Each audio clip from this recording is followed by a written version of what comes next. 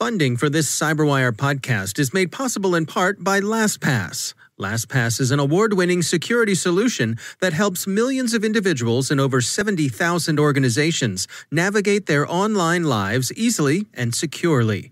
Businesses can maximize productivity while still maintaining effortless, strong security with LastPass. LastPass can minimize risk and give your IT team a breakthrough integrated single sign-on, password management, and multi-factor authentication solution.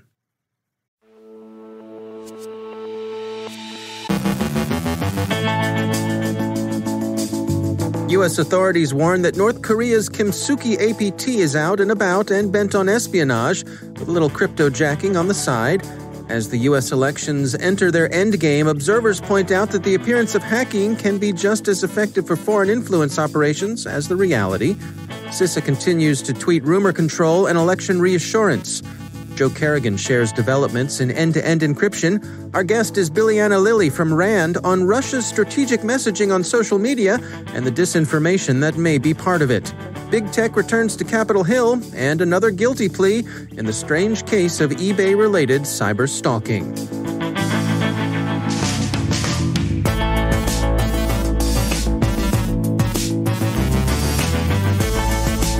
From the CyberWire studios at Data Tribe, I'm Dave Bittner with your CyberWire summary for Wednesday, October 28, 2020.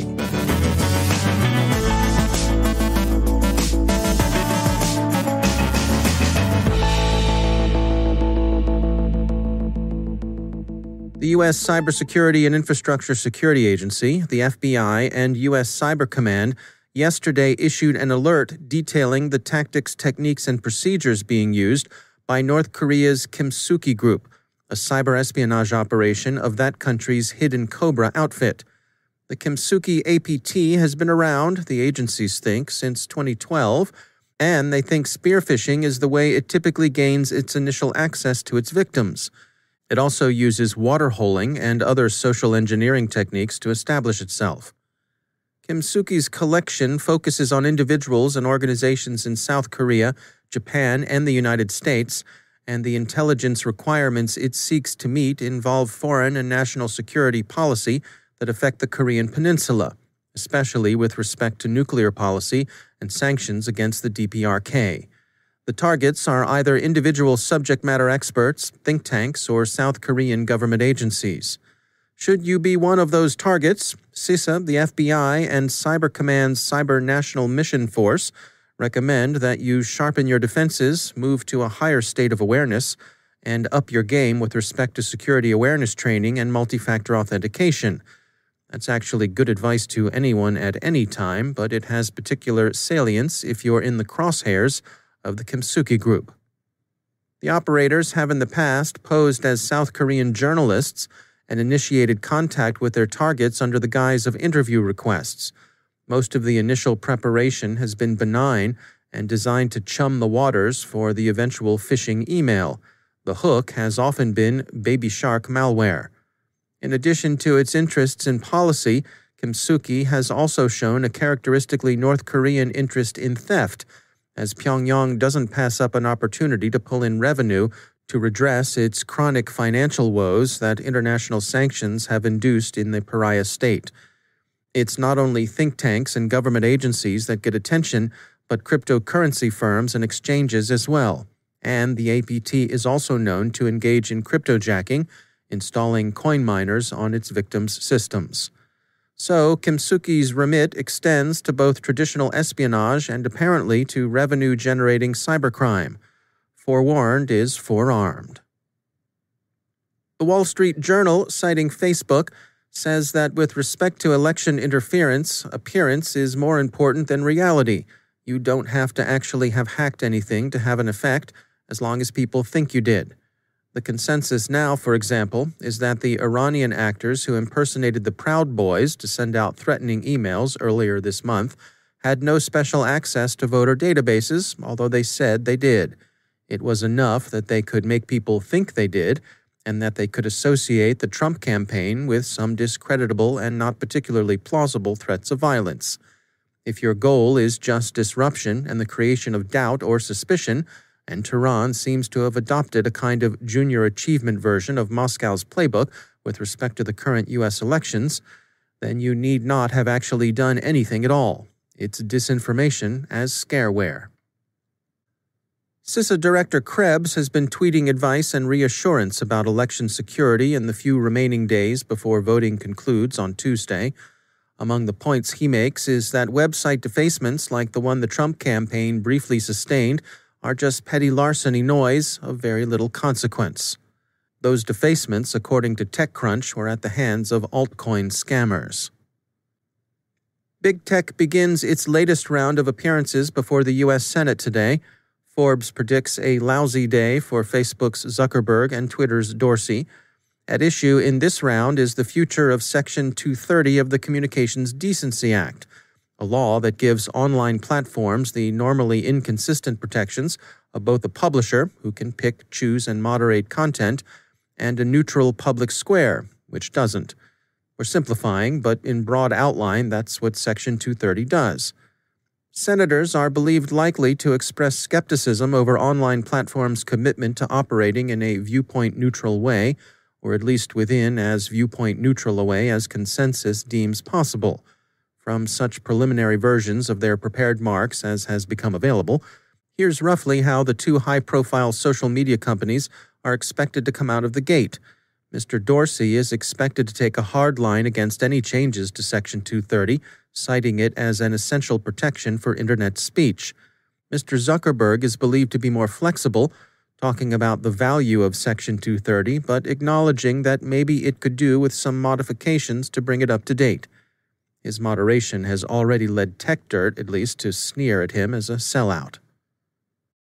There's been another guilty plea in the very strange cyber-stalking case involving people who formerly worked for eBay.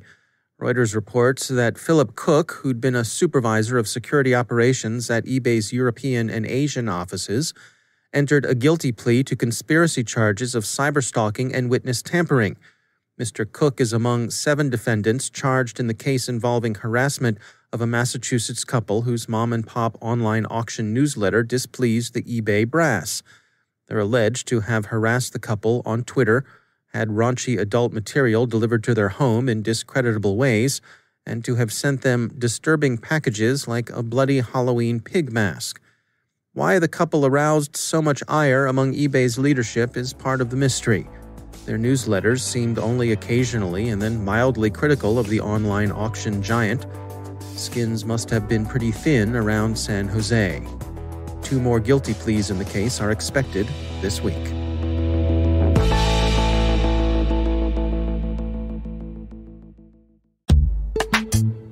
And now, a word from our sponsor, Verizon. Mitigate the risks and realize the benefits of digital transformation with the help of Verizon, a leader in cybersecurity managed and professional services for nearly 2 decades. From secure cloud computing solutions to advanced detection and response capabilities, Verizon helps secure data, networks, and infrastructure of many of the world's best-known organizations. Their annual Data Breach Investigations report is considered the gold standard of cybercrime research. And Verizon's leadership in network, wireless, and IoT connectivity makes it uniquely capable of protecting the ever-expanding attack surface. Let Verizon help you optimize your defenses and achieve the maximum return on your security investments. Learn more at verizonenterprise.com/products/security.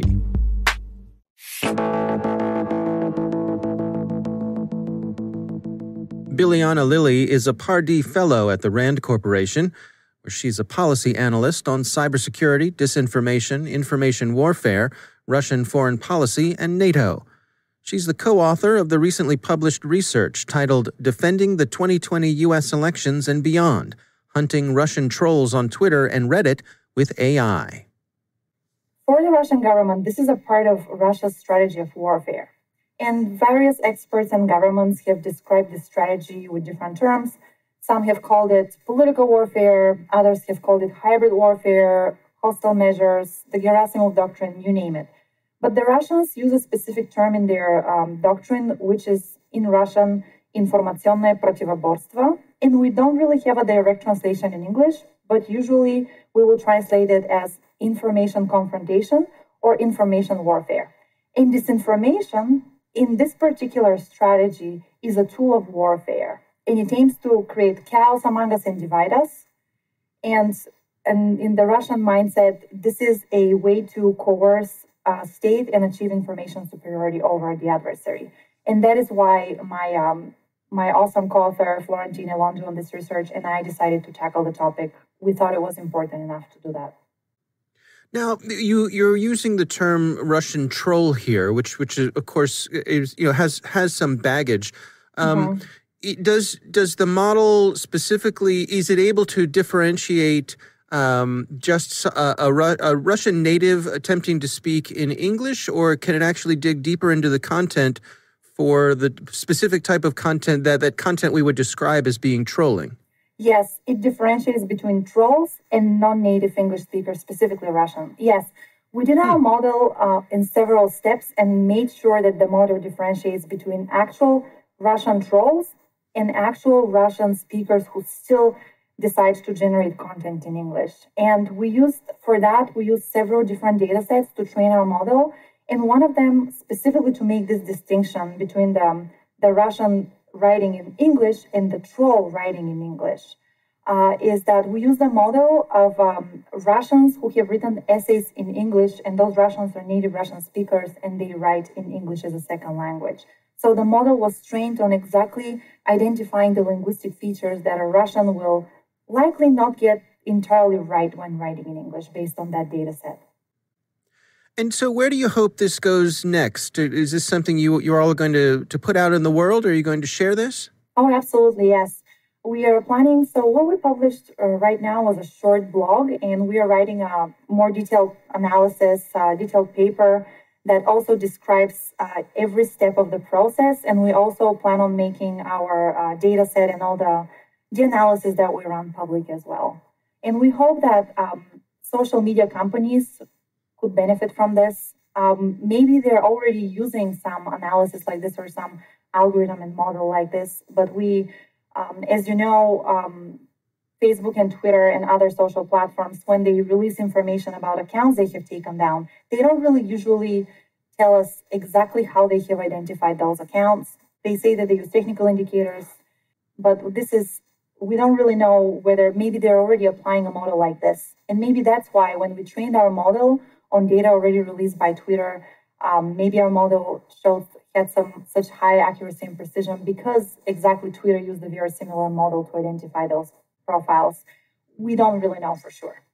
Yeah, that's fascinating. I guess I'm looking forward to having a browser plugin or something like that can tell me instantly who I'm dealing with, whether or not they're a troll or not.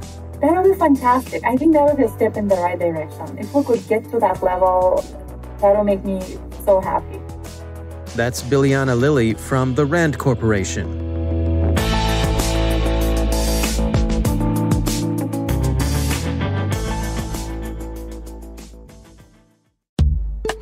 And now, a word from our sponsor, KnowBe4. Email is still the #1 attack vector the bad guys use, with a whopping 91% of cyber attacks beginning with phishing. But email hacking is much more than phishing and launching malware. Find out how to protect your organization in an on-demand webinar by Roger A. Grimes, KnowBe4's data-driven defense evangelist. Roger walks you through 10 incredible ways you can be hacked by email and how to stop the bad guys. And he also shares a hacking demo by KnowBe4's Chief Hacking Officer, Kevin Mitnick. So check out the 10 incredible ways where you'll learn how silent malware launch, remote password hash capture, and rogue rules work, why rogue documents, establishing fake relationships, and compromising a user's ethics are so effective, details behind clickjacking and web beacons, and how to defend against all of these. Go to knowbe4.com/10 ways and watch the webinar. That's knowbe4.com/1 and 0 WAYS. And we thank KnowBe4 for sponsoring our show.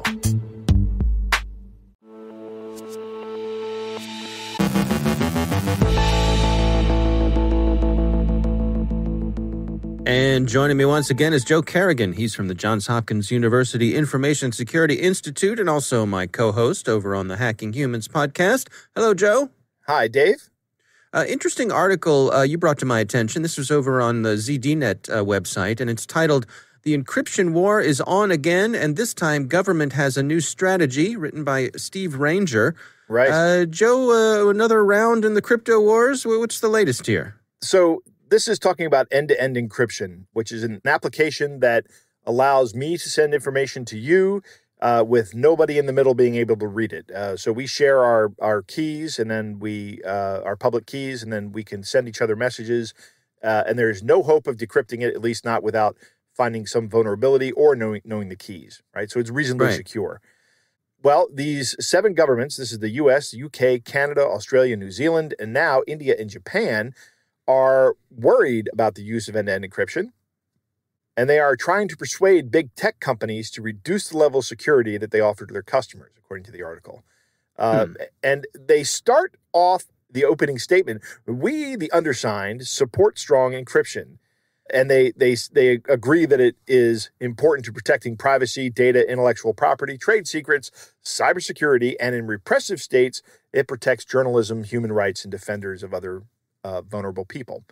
And then it goes into the caveat that we, quote, "We urge the industry to address serious concerns where encryption is applied in a way that wholly precludes any legal access to content," right? This is what we call the lawful intercept problem, right? Right, So, right. In other words, I want to be able to listen in on the conversation as a government person, like I used to be able to do with phone calls. I could go out and get a wiretap warrant and listen to what bad guys were saying to each other, or what people I thought were bad guys were saying to each other. Right. The issue here is that these governments are looking for essentially a backdoor. So let's come up with a theoretical company, Dave. It's called Joe's Special Encryption Messenger, right? Okay. And we'll call it SEM, Special Encryption Messenger, Joe's SEM. All right. So let's say that Joe's SEM is an application that I developed that allows people to encrypt their communication end-to-end, but also requires that it is applied with a key that I maintain so that I can, if necessary, read the messages. Okay? Mm-hmm. So first off, let's say that, let's look at the problems that creates. Number one, let's look at the use case that the government believes will happen. The people can communicate privately until such a time as the government goes, "Oh, we think these people are communicating illegal stuff." And they always talk about the 4 horsemen of the infopocalypse. These are software pirates, organized crime, child abuse, image purveyors, and terrorists. These are what they say. Mm-hmm. So we need to watch out for these guys because these guys are bad. And nobody says these guys are good guys, right? That's kind of why we're all in agreement. Right. All those things are bad. Yes. These are horrible people. And right. So the government comes to me and says, "Hey, Joe, we noticed that this bad guy is using your communication thing. Give us the information between this bad guy and this bad guy." And I can do that, right? All right, well, that's fine. That's a lawful intercept in the U.S., but what if my messages are being sent, or my app is being used in a country like Iran, or in a country like North Korea, or in a country like maybe even China, where they do a lot of surveillance of their people? And the government comes to me and says, "Hey, Joe, we notice these guys are participating in illegal activity." Now, this is not something like software piracy, organized crime, child sexual exploitation images, or terrorism. This is just dissidence, what we would look at in America as being something that would be perfectly lawful. How do I know? Now I have to make the decision of whether or not I want to help this government or that government. I think that puts an undue burden on me. There's actually no mention in this article about what kind of protections that these governments are offering to companies in these countries.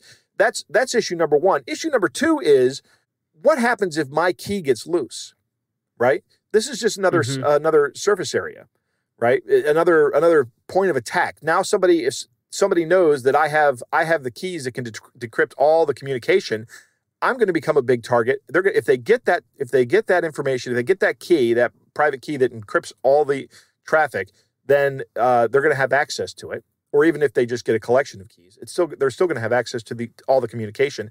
And finally, my other big point is, while I say I might trust the U.S. government now for lawful intercept purposes, that doesn't necessarily mean I trust them in the future and in perpetuity, right? Yeah. That's a bit future-proofing the communication, the security of communication is very important. And people need to realize that the world is dynamic. Things change. Yeah, it's interesting to me that they're still coming at this. They've added a couple of new countries who've joined in, Japan and India. Yep. And it seems to me like it's almost a PR effort here, where they're, rather than saying, and they point this out in the article, rather than saying do something or else. Yep. They're Absolutely. saying, hey, rather than us coming up with a solution, we would really love it if you tech companies would come up with a solution to this. Be our pals, be our friends. Right. It smacks to me like they're waiting for something to happen, and then they're going to say, if only the tech companies had let us see the information, we could have prevented this. Yeah. All right. Well, Joe Kerrigan, thanks for joining us. My pleasure, Dave.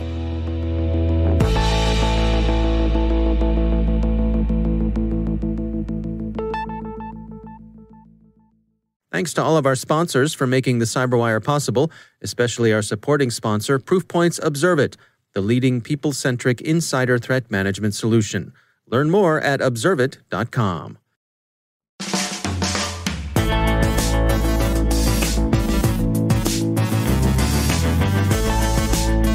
And that's the CyberWire. For links to all of today's stories, check out our daily briefing at thecyberwire.com. And for professionals and cybersecurity leaders who want to stay abreast of this rapidly evolving field, sign up for CyberWire Pro. It'll save you time and keep you informed. It's everywhere you want to be. Listen for us on your Alexa smart speaker, too. The CyberWire podcast is proudly produced in Maryland out of the startup studios of Data Tribe, where they're co-building the next generation of cybersecurity teams and technologies. Our amazing CyberWire team is Elliot Peltzman, Peru Prakash, Stefan Fasiri, Kelsey Bond, Tim Nodar, Joe Kerrigan, Carol Terrio, Ben Yellen, Nick Valecki, Gina Johnson, Bennett Moe, Chris Russell, John Petrick, Jennifer Iben, Rick Howard, Peter Kilpie, and I'm Dave Bittner. Thanks for listening. We'll see you back here tomorrow.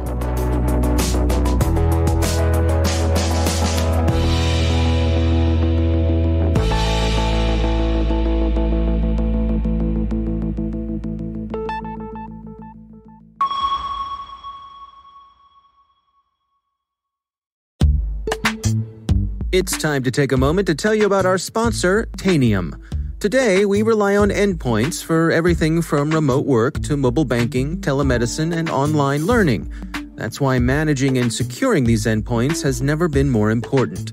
Tanium provides unified endpoint management and security built for the world's most demanding IT environments, providing instant visibility, complete context, and rapid response.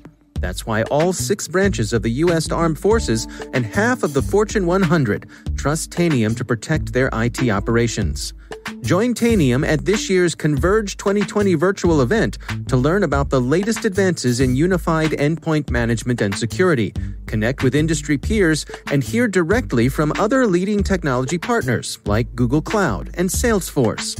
Go to converge.tanium.com and enter promo code CyberWire to receive a 15% discount on a lab pass. And we thank Tanium for sponsoring our show.